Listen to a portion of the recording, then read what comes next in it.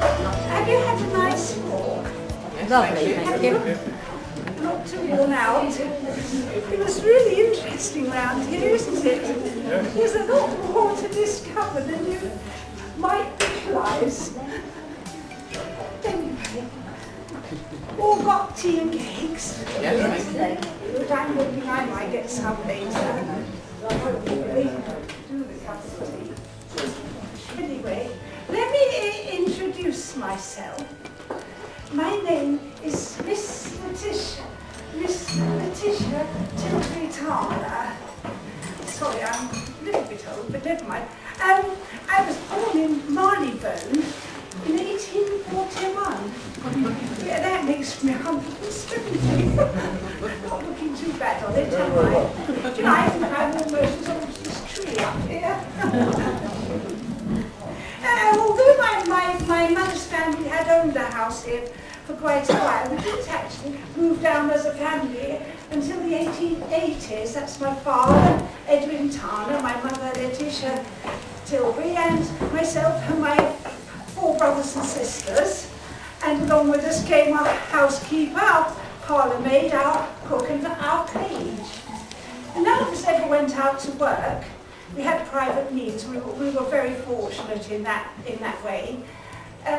Sadly, as we all got older and our numbers decreased, you know, it seemed we needed more and more servants to look after us. And when I was 70 in 1911, there were only 3 of us left, with no less than 7 people to look after us.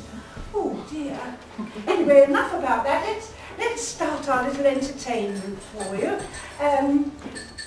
I hope you don't mind, but my memory's not what it was, and I've written the sort of running order down in this little booklet, and I might refer to it from time to time because it's a bit of a muddle remembering everything in its right order. So, to start with, we're going to have a cheery little song. One boar that's roasted and a pie full of barneys, beefsteaks and wood pigeons all glazed in harneys, tender baked ducklings without any quacks. These are a few of his favourite snacks. While the poor folk, Garton Hill folk, munch stale bread and dripping. Rum apple pudding with jellied gooseberries, aniseed wafers and sweet glacé cherries. Almond straight sugared, he's not getting thinner.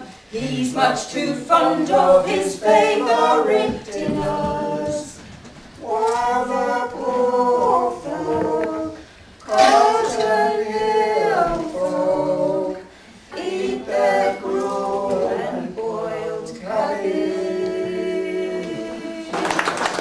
Trials and tribulations she had growing up here in this district, and in particular, the difficult time she had becoming accepted. Thank you, Miss Tarner.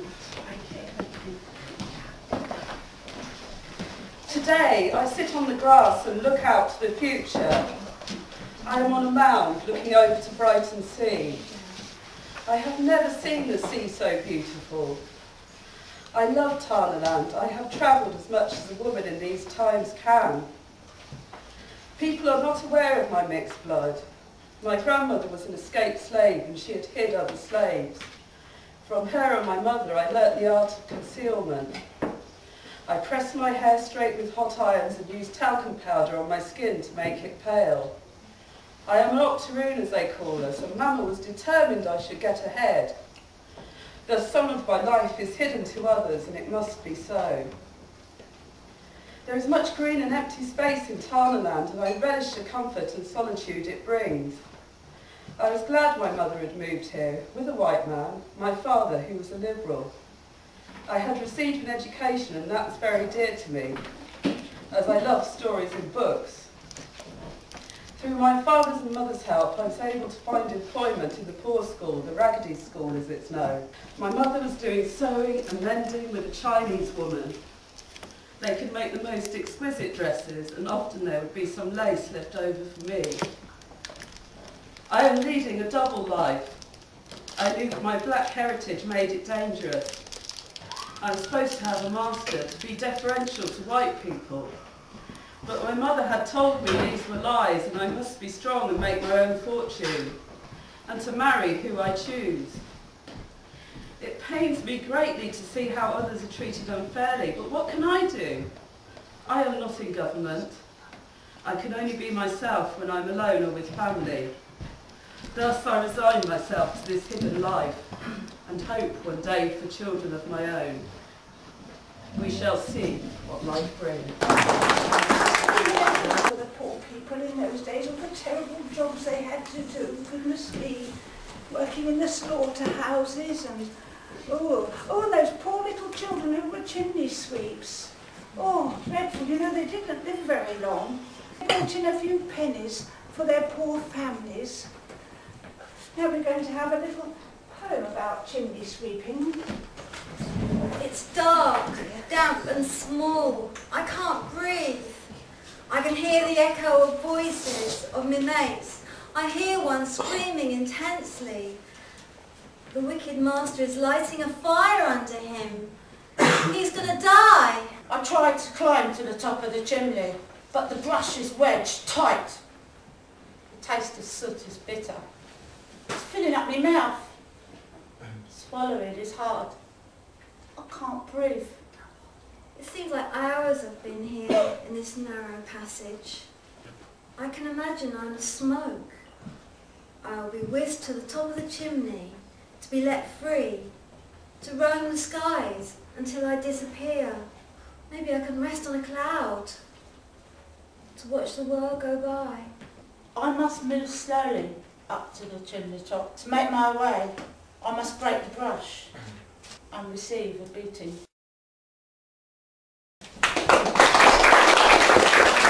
Thank you. That's been dreadful then, hasn't it? Much better than being in the workhouse, that's the word I was looking for. That must have been a dreadful place to be. Yes, and he's going to tell us about the workhouse and some of the very interesting use for a spoon. Oh, yeah. A simple thing you recognise. The silver spoon. The regent king eats with one. But we are in the hidden place, in the asylums. There's very little trust. We hide these small spoon treasures away. We plan, we whisper in corridors, like ragged ghosts, screaming misfits of society. Unwanted, not useful. We sneak and slide to the foundry. At the end of the day, we mould and we bake. Silver spoon ends into a key shape. They will set us free from these grinding locks, from cleaning pots and darning socks, from endless hours of tormented dreams, from the loss of our souls, from the spies and unwanted hands, this torment of eternity, to be free with family and change one's reality, recover our sanity. These spoon keys, this shiny object, hidden in pockets and dresses, rolled in hands around and around, whilst minutes counted, escape routes planned. We hope, we pray, will give us freedom and liberty! Yay! All round here was green fields. There was a windmill up Mill Street and market gardens everywhere. The poor old scarecrow must have had a lot of work on his hands. No munching on my mangle wuzzles, no tomfoolery with my tomatoes, no touching my turnips, no petting my lettuces, no poking my pumpkins. Not a scarecrow, I'm a vegetable security officer. No karaoke with my cucumbers. No cartwheeling on my cabbages, no kicking my curly kale. What did I say? No stroking my artichokes. No gobbing on my gooseberries. I'm not a scarecrow, I'm a straw-based allotment watchman. No annoying of my onions. No acrobatics on my asparagus. No chomping on my chicory, no smelling of my celery, no breathing on my broccoli. Not a scarecrow, I'm a salad policeman. No ruining my rhubarb, no pilfering my parsnips, no spitting on my sprouts, no dribbling on my damsons, no nibbling my nasturtiums. You listen to a word I say, you fetty burglars! Clear off, a lot of you!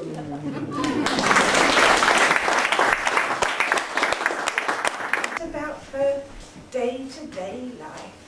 Did you know there's tunnels running underneath us? From Carlton Hill down to the pavilion, what the old Prinny used to get old what's-her-name down for a bit of you-know-what of an evening. And I'll tell you another thing. There's smuggling tunnels round here and all. And I know because my old granddad used them because he was a fisherman, like my old man, and he went down one and it was ever so spooky like. There was like rats and bounce and drips from the ceiling. And once he was down there and he heard footsteps fading away like there was some sort of a presence. It's exciting to think of escaping, isn't it? Sometimes I dream about it. I wouldn't really do that to me 7 kids, but I do dream about it. I never go out. My old man's a fisherman. I get sick of washing his filthy clothes when he comes in. Sometimes I think he looks like a fish with his watery eyes and his scaly skin. They call this place the Carlton Row slums, but I don't think they're slums. We may be poor, but we ain't lousy. We get the muffin man round on a Sunday and we get the winkle lady on a Tuesday and we all get on, we look after each other, we hang out the washing and we have a sing-song of an evening at times when we don't fall out. But when I was young, I used to love dancing. I used to go down the end of the pier with no soles on my shoes. I used to get bleeding splinters on my feet, but I didn't care. I used to have a nice face, I know I did. I never look in the mirror now, but I could have been a film star. I used to sneak in to the silent films, Ray. Here I am, stuck here with this lot. One of the twins is always ill, and I'm always cooking or scrubbing or cleaning. When you come to think of it, we're all stuck in our own lives. Like fish in the netting. No amount of tunnels is going to change that. Washing day again. I hope I haven't sent the kids in vain to school. I don't want them back till I have done. That's my 2 daughters and my son. Sheets, shirts, what a lot of them to wash. Cleaning collars for the posh. Scrub, scrub, scrub, clean, clean, clean. Washing those rags to beam, beam, beam. Hanging them out for no wind blowing, scrubbing, cleaning, washing, glowing. Fresh odours smell nice, I think, unlike those fishy socks that stench and stink. Light the fire, put on the waste, throw in the wood, work in haste. Scrub, scrub, scrub, clean, clean, clean, washing those rags to clean, clean, clean.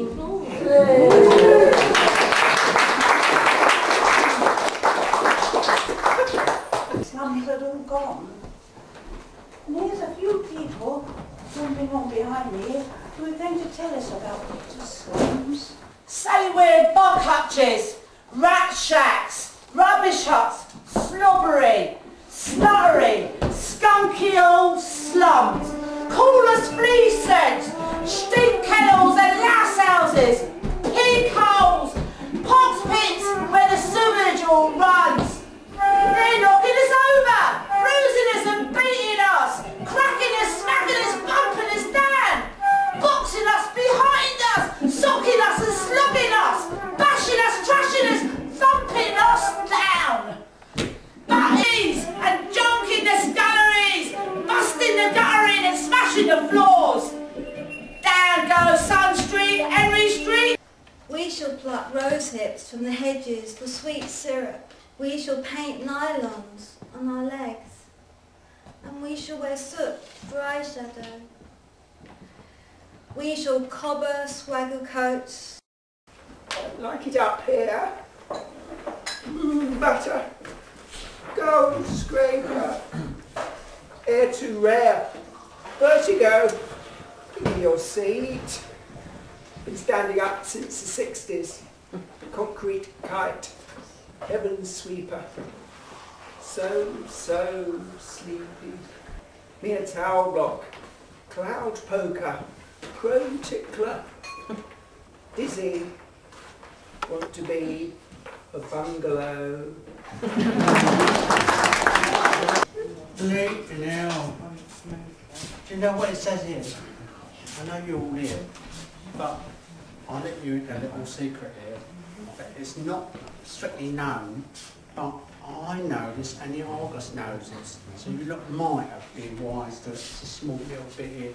It says that the Brighton police station was moved from the town hall, listen to this, from the town hall to nearby St John Street. I'll tell you why, just so long as the long-suffering coppers could be nearer to where the criminals were. Yeah, I'll tell you. Bounded with cats and dogs, this place. People. Ugh, not like you lot, no. Cats and dogs. Ugh. And the lifts. Oh, you hold your breath when you go up to the 16th floor.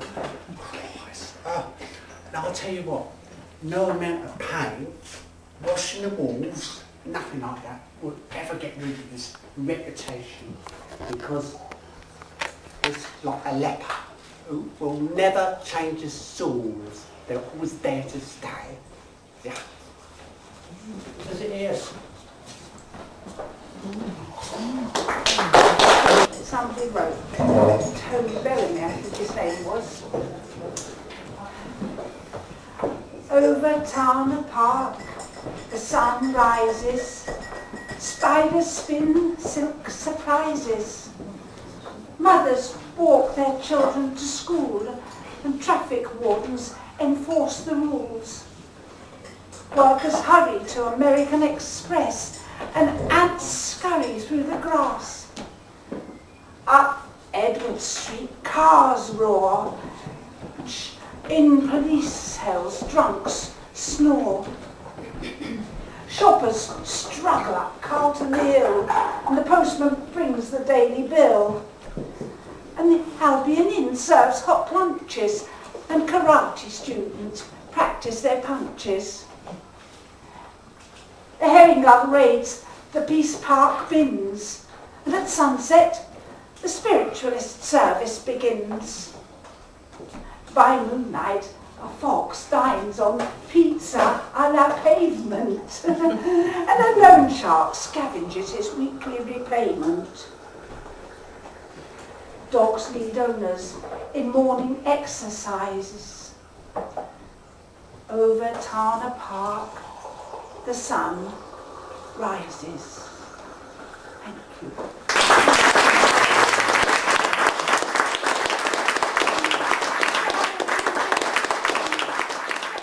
Turkey and watercress, nice buttered salmon, steamed here with lemon and a plate of sliced gammon. Lovely lamb cutlets, just look how he dribbles. These are a few of his favourite nibbles. A baked some fresh pie and some scrumptious fried whiting. A succulent partridge is very inviting. Truffles with scrambled egg, lobsters all stewed. This is just some of his favourite food.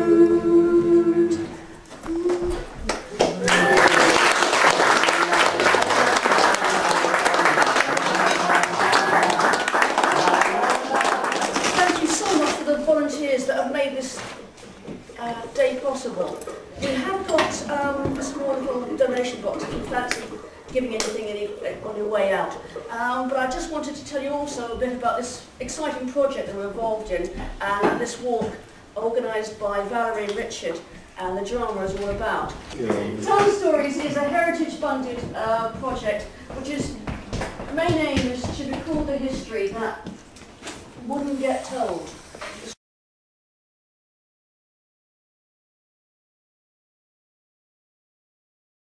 And also, I'd like to thank you to Tony and the staff of the kitchen for serving.